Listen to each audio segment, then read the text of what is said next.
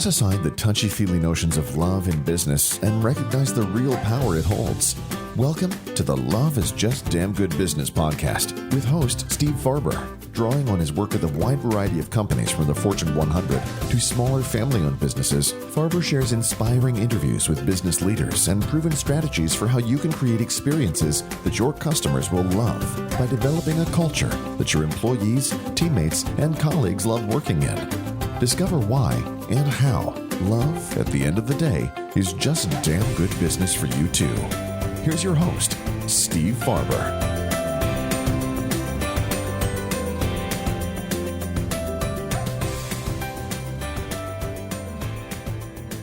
Hi, and welcome to another episode of the Love is Just Damn Good Business podcast. I am your host, Steve Farber.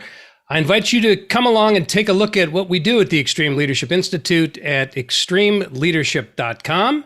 And then to listen to this episode or watch this episode on video or read a transcript of this episode or do all of the above, you can go to stevefarber.com/podcast and you'll find it all there, and subscribe too. That would be cool. My guest today, I am joyful to say, is Richard Sheridan. So Richard has become a world famous, let's say, thought leader and speaker, but he comes from a category of a guy who actually does the work. You know, there are folks like myself who write books and speak. There are folks like Richard who actually run companies. So Richard is the CEO and Chief Storyteller at Menlo Innovations. He's a successful entrepreneur. He's written 2 best-selling books, the first being Joy, Inc., How We Built a Workplace People Love. And then the second book, Chief Joy Officer, How Great Leaders Elevate Human Energy and Eliminate Fear. So you're seeing why this is going to be a great conversation already. Richard says that the joy in your organization is not just possible, but essential. And essential in all the ways that business people think of essential. In other words, essential to profitability, to productivity, and to every other measure of success that you have in place. Menlo Innovations is a custom software and consulting company that Richard co-founded in 2001. They're in Ann Arbor, Michigan. Since '01, Menlo has received worldwide notice for its unique culture, including recognition by Inc. magazine as the most joyful company in America. So you may want to start working on your resumes, folks. Menlo has also been recognized by the Alfred P. Sloan Award for Business Excellence and Workplace Flexibility, or Flexibility. That's a special award, for 11 straight years, and has received a Lifetime Achievement Award for Freedom at Work from World Blue, as well as 5 revenue awards from Inc. magazine. And today, people come from all around the world to visit Menlo and see what they do and how they do it. They've had 20,000 visitors in the past 7 years alone. I imagine last year might have been a little bit different, what with the pandemic and all. But people come to learn all about the company, not just because they think it's an interesting kind of sociological study, but because they would like to emulate it for themselves. So Richard, thank you so much for being here, and welcome to the Love is Just Damn Good Business podcast. Great to be here, Steve. Thanks for having me on your show. Yeah. So listen, I want to start with the high level. We're not going to stay there very long, but I want you to give us a sense of what Menlo Innovations does. So tell us about the business, the market that you're in, number of people, just the kind of the basic statistics of the company.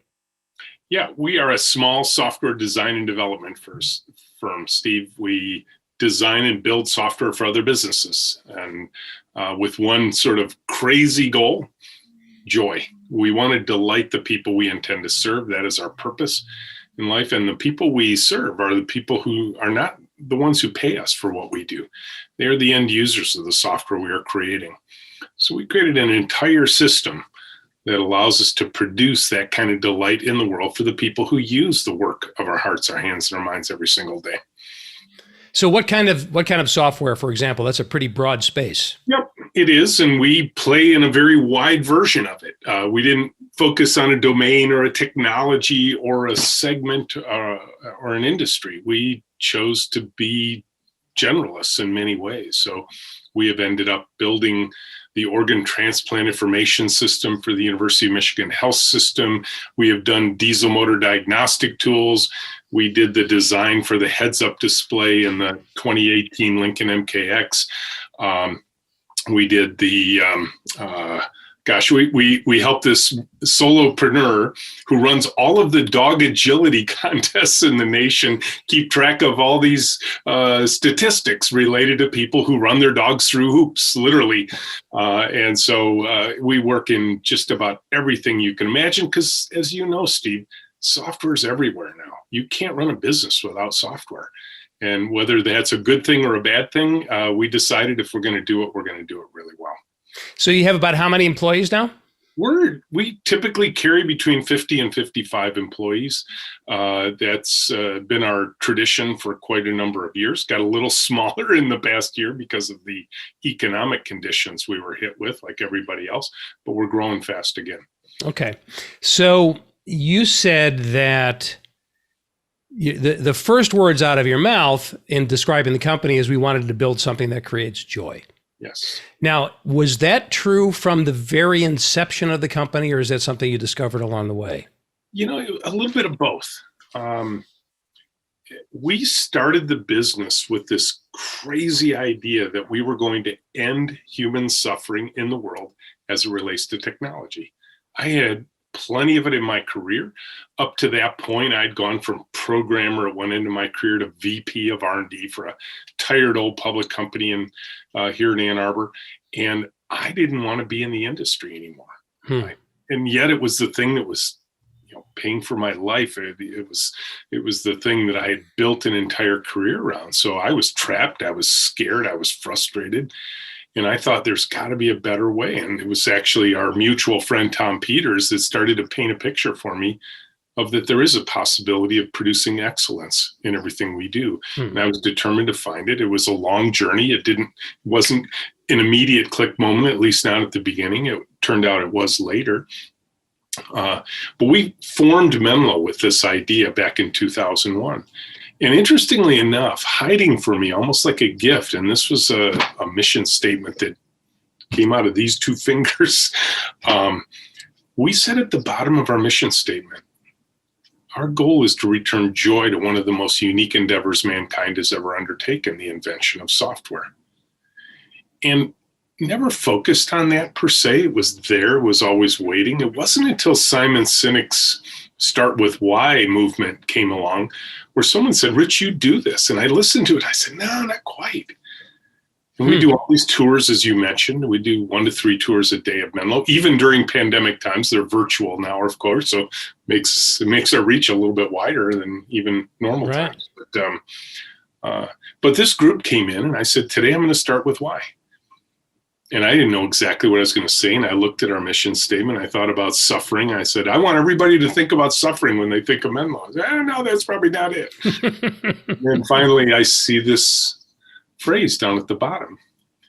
And I turned to the group and I said, welcome to Menlo. You come to a place that has very intentionally created a culture focused on the business value of joy.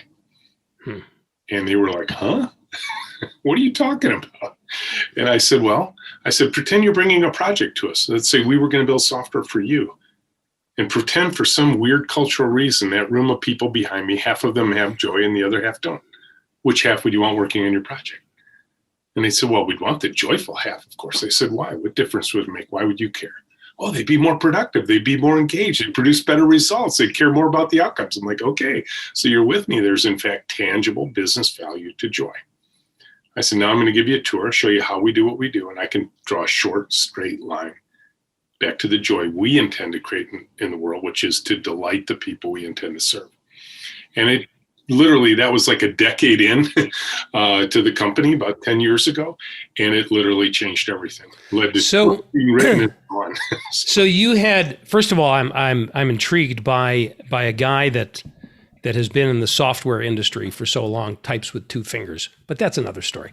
I got 8 backups when I do it. My team made fun of me as well about that. So what I'm hearing you say is, from the inception, you had a mission to alleviate suffering, which is a huge statement, right? But it wasn't until 10 years in where it became really conscious and intentional that the way that you do that is by pursuing the creation of joy. Now, but you were already giving tours. Yep. So I was kind of under the impression that people were coming to tour Menlo because of that joyful culture that you created, but the tours are already going on. So why were they visiting you way back when? So there's a deep, dark secret in the technology world that most are unwilling to acknowledge. Software projects fail at an alarming rate. I mean, think back to when Obama became president and he talked about healthcare.gov launching, and then he had to come before the nation of an utter disaster and say, but don't worry, we have people working 24/7 to get back on track. And I will tell you, when anybody talks about a software team working 24/7, they're not talking about 3 shifts. They're talking about the same human beings. Right. This is the deep, dark secret of the software industry. We are a death march culture that regularly produces, think back to it. You probably are old enough to remember the blue screens of death coming out of Microsoft. Yeah. That was simply accepted. Poor quality was an accepted practice. And I will tell you, if you live in that world where every day you are reminded, maybe dozens of times a day, that you did inferior work in the past, that is suffering. And so everybody saw that we had created something different that didn't produce those results. They wanted to know how. How did you do it? So most of the tours were just about our methods, our processes, the principles behind them. When we turned up the dial one more time, which is basically had always been there, we were just never explicit about it. People started asking me, where does the joy come from for you, Rich? And I will tell you, it's about serving others. So you're bringing together two things that way too often people consider to be mutually exclusive pursuits. So your initial superpower as an organization, it sounds like, was your systems and process. And then this pursuit of joy and the intentional creation of joy in your culture and the way you work is not something that we typically put in the same category as process, right? Either you're a process person or you're that touchy-feely hoo-ha crap person, right? So it's either systems are beautiful or people are beautiful. Never the twain shall meet. But you guys are the culmination of all those things, it sounds like. Yeah, well, this software industry, like so many, is built on the backs of heroes, hero-based cultures. Hero-based cultures, when things go wrong, people try and find someone to blame. A systems-based culture, when things go wrong, if the leaders are reflective, they will say, how did our systems allow this to happen? Systems are very different from bureaucracy, which is where most people get trapped in systems. We need to write big, thick binders. We need everybody to follow this process.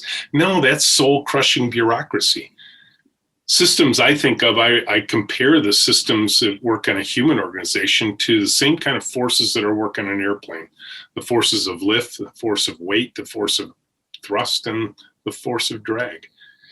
And if we get those in the right balance, we can create a very simple, efficient, high-speed aircraft that'll get off the ground reliably and safely every single day. So that it seems pretty obvious to once people hear it, like you said. Well, doesn't joy produce productivity? They know it themselves. Just a matter of making it conscious for people, right? Yeah, I think a lot of people think something like joy, a woohoo word, is it's a zero-sum game. I've literally had people look me in the eye and say, so how much does it cost? What? Joy. How much does joy cost?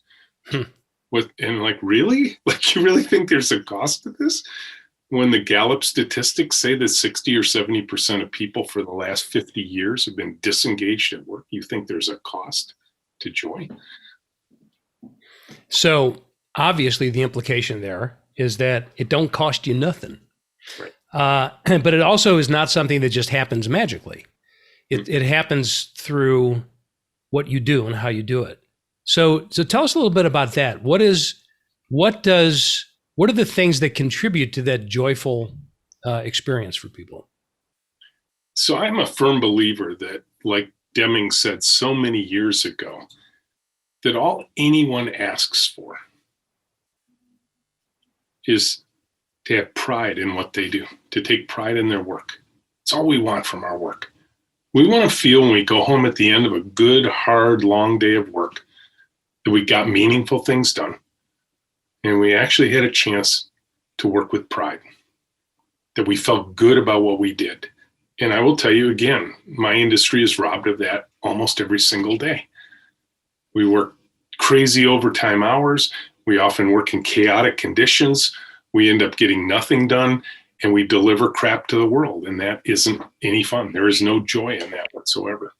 So we took this different approach, Steve. And some of the things, and I think some of the reasons people want to come see us is because of what's so different. For example, and most of the stuff I'm going to describe is not unique to Menlo. I think what's probably unique to Menlo is they're all fit together nicely into a total system. And we've been doing them consistently for 20 years. Most people take some piece of ours, they might run it for a little while, then they give up. We're very consistent. We're very intentional about this. So for example, let's go down one path that people are just fascinated with. Everyone at Menlo works in pairs. Two people, one computer. We're sharing a keyboard and a mouse. In pandemic times, of course, we're doing this remotely, but they're working on the same task at the same time all day long. The pairs are assigned and we switch them every 5 working days. And the benefits you get out of doing this are, we could spend the rest of the hour just talking about the benefits of that simple construct. But what it gives us is an ability to scale a team up, scale a team down, onboard people in a way that is just mind-blowingly simple, and also allows you to build the team an inch a day while getting real work done. So what was there a specific event or was there something that happened that facilitated you guys saying, hey, why don't we work in pairs? I mean, where did that idea, I've never heard that before. Where did that idea come from? Well, you have heard of it before. You just don't think about it enough, right? Because most of us are so familiar with pairing, it just passes us by. For example, let me ask you, if you were in first class on an airplane so you could have a peek into the cockpit, and you noticed that one of the seats was empty, and they closed the door and to the cockpit, they closed the door to the airplane, and you're like, wait. And the pilot comes out, ladies and gentlemen, my co-pilot is called in sick today, but don't worry, I got this. No, you're like getting off the airplane right then and there, right? So there's lots of places we pair people and lots of places we should pair people. We just happen to do it when we're creating software. But the idea sprang forth out of a book I read in 1999 by a guy named Kent Beck. And he had articulated a new way of developing software that he dubbed extreme programming. And I read the book, and pairing was one construct in there. And his premise was actually pretty simple. He looked back over his own career, was probably nearly as tortured as mine. And he said, but there were moments. It wasn't always bad. There were moments where I did really good work. And he started to catalog, when were those? And one of them, he said, you know what? When we really had a deadline to miss, I'd go grab Steve. I'd say, Steve, come here. You got to help me with this. And we worked on it together. And it was the best code I ever wrote. It was the most solid code. It didn't need any maintenance because I had this other guy with me who was asking me questions about everything I typed. And so in that moment, he said, if it works in a crisis, might it work all the time? What if we turn the dial up to 10 and just did it all the time? And I read that and my brain melted just like yours is now. Really? Like I'm going to cut my productivity in half for some ethereal gain? No. But I tried it and it worked, and it was dramatic. I thought I was solving like this many problems. I ended up solving this many problems. Wow. Just with that simple construct. So what happens when you have a pair that just doesn't work? Well, as our team will say, because, you can ask them on tours, for example, they'll look at you and say, somewhat sheepishly, well, it's only for 40 hours, Steve. You can get along with anybody for 40 hours. But what's interesting too is, because look, our industry and my business filled with introverts, right? Introverted programmers. People would believe, no, programmers don't like to work like this. I've seen it. They work in quiet, darkened cube farms. They got headphones on. They come in at weird hours.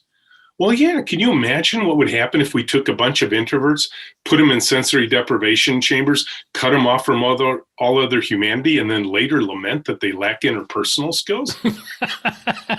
Shocking, right? So what we do is it's one of those typical things of life, right?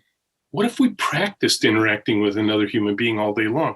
What if we learned some specific skills to work through conflict when we have it? Because a lot of people ask me, just like you did, what do you do when two people don't get along? I say, you know what? What do you do? Because I at least know it right away. You might not know it for months because they're fighting passively, aggressively over email, and you don't see it. We see it right up front, out in the open. So have you seen personality changes in people? Have you seen people becoming more? I'm not going to say transferring from introvert to extrovert. That's not necessarily a good thing. But have you seen introverts become more comfortable socially and develop some of those interpersonal skills? Yeah, there's a young man in our team named Chris. Great example. He was on the tour today with me, and he was remarking of his own transformation having come to Menlo. Because a lot of times when people ask, and Chris is a good example of this, they said, "So did you work like this before you came to Menlo?" And he said, "No, I was in this, sealed off, hermetically sealed cubicle and no interaction with other human beings." They said, "Well, how did it feel?" He said, "Yeah, it was uncomfortable at first." He says, "I'd never go back." It's the progress I've made in my own life, being comfortable, even being on a tour, leading a conversation, teaching another human being, presenting to customers. He says, all of those skills we work on with a pair partner. So it's safe. They're not going to let me fail. They're going to support me when I'm struggling. And I will tell you, Steve, it has been a remarkable transformation. I don't think it was a personality change. I think Chris is the same person he was when he began. What this is a skill set change over time because he gets to practice it every day. Right. So when looking at some of the videos that I've seen about Menlo and learning the company's story a little bit more. One thing struck me as quite a few things struck me as being unusual. But one is, it's become really popular in particularly in the technology world and the high tech companies, where people are encouraged to bring, for example, their pets to work. Now you guys take it to a different level. And I think you know what I'm talking about. So we're not talking about pets here. We're talking about babies. Yeah. So talk a little bit about what that looks like at Menlo. Yeah. So this falls into a broad category at Menlo of let's run the experiment. Right? And so 13 years ago, Tracy had little Maggie. There was her second child. She took off for maternity leave. We had an exciting new project just ready to start. And Tracy was yearning to come back and be part of it, because being part of a sort of the first stage of a project is just the best place to be, right? She wanted to be there. And she came to me and she said, "Hey, Rich, I really am looking forward to get back to work." We said, "Great. Can't wait to have you back. When can you be here?" And she said, "Well, about that." She said, "The daycare we plan to put Maggie in is full. There's a problem here in Ann Arbor." And she said, "And grandparents live too far away to help." She said, "My husband and I don't know what to do." And I will tell you, in that moment, Steve, there was a screaming match in my brain that Tracy never heard. You know what it's like, dark voice, bright voice. Right. Dark voice, don't you dare say what you're about to say. HR will shoot you. You know, the lawyers will freak. The insurance policies go through the roof. Bright voice whispered, said, it's your company. You can do whatever you want. You don't even have an HR department, which was true. Which is still true. And so I looked at Tracy. I said, bring her in. She said, what? And I said, bring her into work. She said, all day? I said, yeah. She said, every day? I said, sure. Now, this was not an offer to build a daycare. Baby's going to be with mom. And she looked around this big open room, because we work out in an office with no cubes, offices, walls, or doors. And she said, Rich, where will I put her? And I said, Tracy, she's 3 months old. She's not going anywhere. Put her on the floor in a bassinet, in a pack and play, in a high chair, in a whatever, and put her in a front pack. And she said, but what if she makes a fuss? I said, here it's like a noisy restaurant. She said, come on, Rich, you've raised 3 girls. You know what those big baby fusses are like. The team will hate me. It'll disrupt the whole environment. And in that moment, I think I grew up a little bit as a leader, Steve. I said to her, Tracy, you're the mom. I trust you. You'll do the right thing. We'll work it out together. Let's run the experiment. And I will tell you, we're at Menlo baby number 25 now in the last 13 years. It's been a wonderful experiment. Now, if we had tried to think it through, if we formed a committee to write a policy, we would have never done it. Right. We just tried it.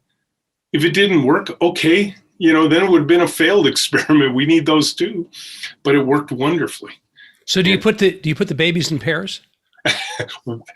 Funny you should mention that, Steve. Let me show you something here, if you don't mind. Can I share a screen here? Yeah. Because we have tried a number of different things along the way. So we've learned a lot about babies in the workplace. Number one, we wondered, how will the team respond to this, right? And the team responded wonderfully. The team started signing up for, it's my turn to hold the baby lists and that sort of thing. Then our customers started to behave better when we brought babies to meetings. They don't yell at you. They don't swear at you. And then, Steve, we found out, you know what? Yep, we can even pair the babies. And I can tell you, we found out that it works for introverted babies and extroverted babies. Yeah. So if you're listening to this and not watching it on video, we're looking at a picture of 2 babies sitting side by side in their little, one's in a little like rocker chair, and the other is in a walker kind of a thing with colorful toys and all that. And this has been Menlo's tradition for all these years. This is Josiah and Flynn, Anna's little girl, and Lisa's second little boy that she brought into the office, and it has just been amazing. Oh, that's incredible. So so Tracy brought in baby number 1 13 years ago. So in another, does Tracy still work for you? She doesn't. She moved on about 4 years ago. Does Maggie still come in, or? We still interact with both Tracy and Maggie. Because where I'm going with this question is, I wonder if you've ever just stopped and in thinking about the future, wondering when the first Menlo grandbaby is going to be coming in. We've thought about that. I've actually brought my grandchild. No, I mean a child of a child. Yeah, agreed. People often ask us, where are you getting your people from, right? Because that's a big issue in the software industry. And I said, we're running a really slow, complex cloning experiment right now. It takes about 18 years to figure out if this will work. But we do. We keep in touch. So we'll see what happens. So let me ask you a question about culture as it relates to these times that we've all been challenged with over the last 13 months or so. What, by all appearances, Menlo, from the way you described how you work in pairs, the physical environment of the place, the tours, the babies, it sounds very much like an in-person, all under the same roof, sitting in the same room, breathing the same oxygen sort of a culture. And I think we could agree that in general with human beings, it is easier to create a culture of joy or love, as I like to talk about it, when people are together, because they get to know each other more, they're working together more, they learn about each other's lives, they tell each other stories, etc. So how has it been for you guys in the days of the pandemic, since now it seemed like at first, I would imagine for a lot of the software engineers, it's like back to the cave. Yes. Was the fear, right? Mm-hmm. So what does that look like for you over the last 12 months or so? Well, the week of March 16th a year ago, it was like a fire drill. Get out of the building, get out as quick as you can. You can imagine the environment that we were used to for 19 years probably would have killed us all in a month. Because we literally work shoulder to shoulder, cheek to jowl, sharing keyboard and mouse, passing around a 2-horn plastic Viking helmet to run a stand-up meeting. So we're touching the same things, we're breathing the same air as each other. It would have been really, really dangerous. And we had to get out just like everybody else did. Right. And the question was, because the principles and practices were married together, welded together for so long, the question is, would they survive the parting? And I worried. I was panicky. I didn't know how this would go. And I will tell you, the team responded way faster than I did. They kept pairing. We had been remote pairing with client people for the last 7 years continuously. We'd never done it at the scale of all of Menlo. We'd never done it with all Menlonians home, but it just worked. And we do the same thing. We pair, just like you and I are paired right now. This is the way we pair at Menlo. They usually have 2 screens. The code that they're working on is on the left screen. Their pair partner's on the right screen. They actually say it's a little easier now because they don't have to keep looking at the pair partner to their side. They can look straight ahead. So I think there's less neck pain at Menlo right now than there had been over the years. But it just worked. And so the practices were in place, the principles were in place. They were able to adapt them with technology very effortlessly. And, the team still would claim they miss each other. They miss being in the room together. They miss the camaraderie, the human energy, and all that sort of thing. But they have found ways also to find each other. We had to establish a link, you and I, in order to be on this podcast together. Well, what our team does is they have to do this with each other every morning as they come together with their peer partners. Then they publish that link in a little shared spreadsheet with the rest of the team. So that if anybody wants to jump in on you and I, they just click on the link. Oh, there's Rich and Steve. Click here. And all of a sudden we got 4 people in the group. And that way they just made themselves as accessible as possible, just like they were when they were in the room. It's been really cool to watch them adapt to all this. So whereas a lot of people who have had to work at home for the first time, we're having to deal with feelings of separation and isolation and all that. Yeah. It seems like you guys superseded a lot of that because of the nature of your work is you don't work in isolation. Right. We never have, and we don't yet to this day. And I think that's been a big plus for us. I won't say that the pandemic has come without its toll on our team's mental health as well. I think it's affected all of us. We've got still parents of young children, school-age children, right, that have had to figure out how to balance that part of their lives. And not everybody had exactly this convenient place in their home to set up a home office versus everything else that's going on in their homes, that sort of thing. So there's certainly been adjustment, but we've never embraced is the term social distancing. Right. We've absolutely embraced physical distancing.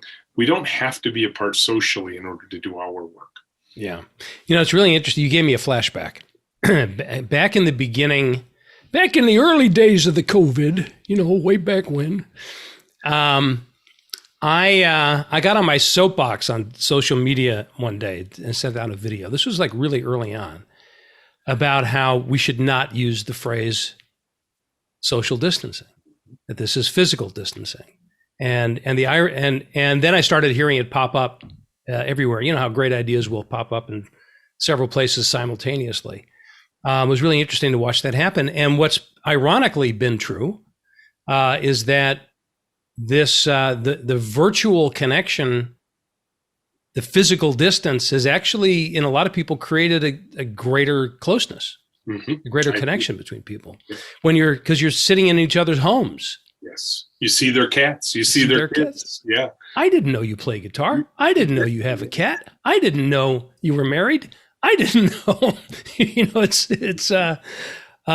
It's really been fascinating. And at the same time, and I'll speak for myself, there are things about this that I've enjoyed. I went for 12 months without putting on a pair of pants. That's kind of cool. I'm convinced, Steve, that the first keynote I do on a real stage in front of a live audience, I'm going to come out in a Zoom shirt and shorts and slippers. Yeah, that's my uniform. That is my uniform. And I live in San Diego, so I never have to put on pants. I wear my shorts when I go outside, gym shorts or whatever. I don't think we call them gym shorts anymore. But but my point is that even with all the silver lining that we've been able to find in this, I find myself getting really antsy to be out there again on a real stage with real people, like you just mentioned. And of course, a lot of people are pining for for normalcy. So have you given some thought to what that future is going to look like for you guys? Because I find myself more and more, as the glimmers get brighter, as the vaccinations are taking hold, and et cetera. I've had my second vaccine already. I'm already starting to think about how I'm interacting in the world differently, and still being safe and all of that. But the expectations are starting to change, and I find myself wanting to focus our conversation on what do we do then, because this has always been a temporary thing. We've forgotten that, but it's always been temporary. So what happens when we go back to under the same roof, breathing the same oxygen, touching the same things? Have you given some thought to that, what this post-pandemic world should look like? Yeah. When all of this began a year ago, March, there was that instantaneous cleaving from what I now call traditional Menlo for 19 years and then pandemic Menlo. Right. And it was such a jolt, right? And for me, I know my thought consistently was 8 weeks. We'll be at this for 8 weeks and then we just go back to the way it was. And if it really had been 8 weeks, if this just fizzled out and it wasn't what we thought it was going to be, the storm of the century wasn't going to occur, but it did, of course. We would have gone back exactly the way we were. It would have been so temporary. But I don't believe you can change human behavior for this long and not have a lasting effect. So I believe two things about what I will now call post-pandemic Menlo. Number one, it will not be the same as either version we've experienced over the first 20 years of our existence. There will be a third Menlo that emerges. And quite frankly, given how ill-prepared I was for the pandemic Menlo, my mind is wide open about where we go from here. I don't know, and quite frankly, I'm not even trying to guess because it will emerge just like pandemic Menlo emerged. So I'm okay with that now. I was not okay with that a year ago. Let me tell you, that was not my mindset. Right. Please let us just go back to the way things were. It's not how I'm thinking about post-pandemic Menlo. The other thing I think, and I'm starting to see articles about this, we can't assume it's going to be easy just to go back, even if it's not the same. Going back into a crowded restaurant, we've got Michigan Stadium here that packs 110,000 people on a football Saturday. It's our brains have been rattled by being in close proximity with screaming people, right? And so we have to give ourselves, I think, as humans, we need to give ourselves some space and some time that whatever post-pandemic Menlo will look like, it will emerge over time and people will ebb and flow back and forth based on their comfort level, based on a lot of different things. I know my mind is very different in terms of, for 19 years, I was a very big proponent of all be in the same room together, sitting shoulder to shoulder together, that sort of thing. We will still be a proponent of that kind of close collaborative teamwork. But I may have a much more open mind of the person who says, hey, you know what? I got to wait for the cable guy at home today. Is it okay if I work from home? And our answer would be absolutely. Why not? Why would we force you in the office? We've made this work for over a year. It'll be fine. Right. So one other thing that, well, first of all, a little bit of an in the weeds question as to how you guys have adapted over the last 12 months. Have you invested in people's workspaces at home? Yes. You mentioned everybody has two screens. Some people don't have that. Have you?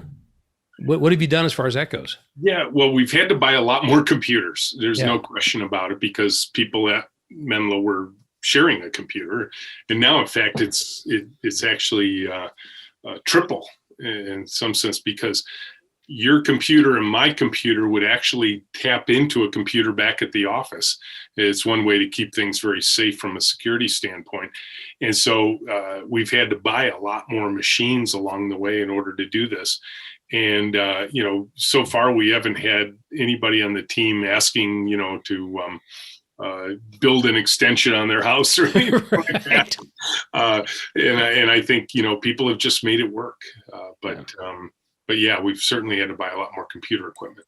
I just had a vision of somebody from the Menlonian listening to our conversation, hearing your comment and go like, hey, yeah, that is not a bad idea. So the other thing that I'm sure you hear a lot is the culture that you've created at Menlo with a population of 55, 60 people is a different kind of a challenge from a large organization, let's say. So one of the things that I've noticed in my work and that my team and I do is when we're helping companies with their culture, our work is about operationalizing love in the way that you do business. So, which is why this has been such a thrilling conversation, is to hear all the amazing things that you're doing to accomplish. I mean, we could call them different things, but they all live in the same neighborhood. Let's just put it that way. But exactly. But it is easier to do that with small to mid-sized companies. So what is at least it seems that way. Because look, what we do isn't easy. There's a simple concept here, but none of it's easy. It requires work every single day. I mean, you don't get to an intentional culture. I don't care what word you put on it. You don't get there by chance. Right. You have to be intentional about it. And, is there advantages of a small firm for what we're doing? Sure there are, except we live on a razor's edge of amount of business. We don't have millions of dollars in the bank to weather a storm like we had the last pandemic. We don't have lots and lots of budget to build out an office just the way we want. We're a small firm that, lives off of the profits that we generate from our daily work. And so I could wax poetic about how easy this would be to do at a large company because of the resources they have available. But we know that's not true either. Right. You know this, right? Because getting people to change is the hardest thing to do on planet Earth. Right? Just getting yourself to change is hard, right? And so what I always tell people is you don't have to change the world. You just have to change your world. Even the largest companies are composed of little 50-person fiefdoms, right? Just all flying a common flag. But you take the largest organizations on the planet, they have these groups. Change your group. You don't, if you want to make a change at something as big as Amazon, you don't have to change all of Amazon. Just be different where you are. And people say, well, yeah, but you got all these outside forces. You don't think we have outside forces? Every one of our customers is external. They care about our culture to a degree. They don't care about it to the point where they think they're going to give something up in order for us to be a more joyful culture. Yeah. So all the same forces are at work. And, and I will tell you, if there was a takeaway I could give your audience, Steve, it'd be this. If you heard something today or from some other podcast that you've done, because I know you interview some wonderful people on this podcast, and your audience says, you know what, tomorrow I'm going to try this. I'm going to take this thing and I'm going to run with it, whatever it is. And they're going to meet somebody who didn't hear didn't hear your podcast, didn't hear your guest speak. And that person's going to look at me and say, you know what, that won't work here. You know, we tried that 10 years ago and it didn't work then. It won't work now. That's against policy. HR won't buy into it, right? It's everybody runs into that. I don't care where you are. I don't care how big you are. And right then and there, the idea dies, doesn't it? Because you're busy. You got emails to answer. You got meetings to go to. You got phones ringing off the hook. And the idea just dies. And I arm people with one simple response. Look them in the eye and say, I get it. But let's try it before we defeat it. Let's run the experiment and see what happens, and then decide whether we should or we shouldn't. And I have seen the largest corporations, the oldest corporations on planet Earth. In my second book, I talk about Amy Ferrero, the VP of Claims at Mass Mutual Corporation. This is a $30 billion a year, 180-year-old life insurance company that, based on that simple encouragement from me in a talk, I'm clearly not charging enough for these talks, they went and ran the experiment. And they invited me back 6 months later to show me what had happened. Now, they didn't do babies in the office or dogs in the office or even pair people. What they did was just grab hold of the idea of run the experiment. And she said, Rich, I want to show you the claims department. She said, we process $3 billion a year in claims every year out of my department. Now, are we big enough yet? 30 billion, 180 years old. I once was at a conference and I said, anybody here work for a company that's older than 180 years? And some guy raises his hand. He says, yep, me. I said, who do you work for? He says, the post office. I'm like, okay, you got me. Ben Franklin, that kind of stuff. But not many people do, right? And you think it's a life insurance company. And Amy Ferrero made this change. She said, Rich, when we get to the claims department, you're going to see helium balloons. I said, tell me more. What's going on? What are you celebrating? She goes, no. She says, everywhere there's a desk with a balloon taped to it is a declaration by the person at that desk. I'm running an experiment. Come talk to me about it. Wow. Now, I will tell you, I never told Amy about helium balloons. I never said this way she do it. They just ran with the idea. So I walk around this corner and there are balloons as far as the eye could see. And I run up to Susan's desk. I said, Susan, tell me about your experiment. She says, well, I'm in charge of quality. I said, what do you do? She says, I'm the last stop before the beneficiary check gets cut. I get to decide whether it gets cut or it doesn't. I have to do 3 steps when I do it. She says, A, B, and C. And she says, the trouble is, if I find an error at step C, I have to go back and redo step B. It's the longest part of the process. My experiment is do A and then C and then B because the order doesn't matter. And everything's going better. And she's just beaming with energy. And I'm like, Susan, how long have you worked here? And she goes, 19 years. And I said, have you always been like this? And her face turns into a scowl. She says, no, I hated my job before. She says, I hated coming to work every day. I was counting the days to retirement. I couldn't even stand the drive in the morning. I said, what's different now? She goes, now we can run experiments. Now I love my job. I said, what was it like before? She said, Rich, every idea I ever had to go up 5 levels, over, down 5 levels. Every single idea I ever had died in the vine. She says, after a while, you just stop bringing ideas to work. After a while, you say to heck with it. It's just a job. I'll find my joy elsewhere. And you start counting the days to retirement. Now, she says, I never even think about retirement. Imagine it. I'm looking across this room, Steve. There are balloons as far as the eye can see. By one simple admonition, run the damn experiment. And this happened with a 180-year-old life insurance company. If they can do it, so can you.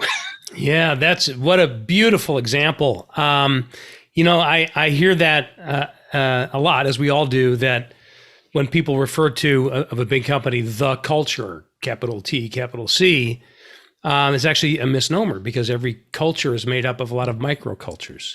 And then the question is, what can you do to change your piece of that culture, right? Or as we call it around here, the small W world, right? My piece of this world.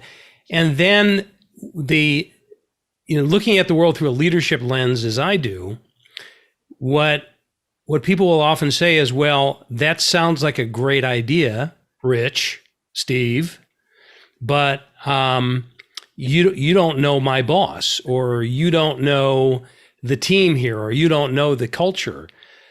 So if they change, then I'll be the first to step up.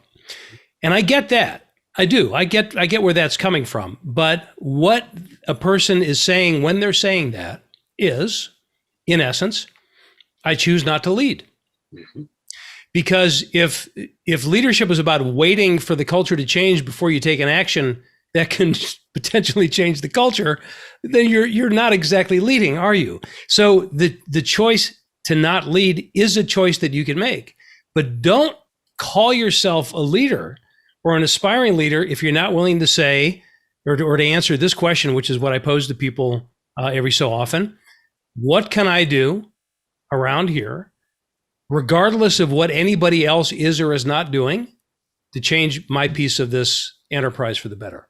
That's the leadership question. And that is a beautiful illustration of that. Just fantastic. So, Rich, what's the best way to, obviously your books are must reads, and we'll put the links to all this in the notes and the transcript and all that. But what's the best way for people to engage with you if they want to take a tour, or if they want to learn more about Menlo? Yeah, we do about 1 to 3 tours a day now, like we did when we were open, when the office was still there. But people just go to our website, right on the front page says classes and tours. Just sign up for a tour. They're free. They're 90 minutes. I often lead them, so I'd get a chance to meet people, and they run all the time. So just go and sign up for a tour. So you sign up for a Zoom. It's basically a Zoom tour, and it's 90 minutes, and we're going to get the whole Menlo story. So where do they go to register for that? Yep, right on our homepage, menloinnovations.com, MENLO innovations.com. Right on the homepage, just click on tours and you can sign up there. Maybe we should do a follow-up episode and take a tour. Can we do that? Yeah, no, absolutely. You'd be welcome to do that. That sounds really cool. And before we say farewell, I just want to give a shout out to our mutual friend Andrew Bennett for making the introduction. I feel like I've met an old friend that I haven't seen for a long time, except for the fact that we'd never met before. Andrew's great. Yeah, and I'm grateful that we've made this connection. I foresee a lot of great conversations to come in the future. And thank you for joining us, Rich. And for all of you listening today, thanks so much for being a part of this conversation. And until next time, do what you love in the service of people who love what you do. Thank you for listening to another episode of Love is Just Damn Good Business with Steve Farber. Join us again next time, because when customer and employee satisfaction just isn't enough anymore, we are here to back you up with specific ideas to operationalize love to make an enormous difference in your business, personal life, and the world around you. Visit our website at stevefarber.com to leave a review. And don't forget to share the love with your colleagues and friends, because after all, it's just damn good business.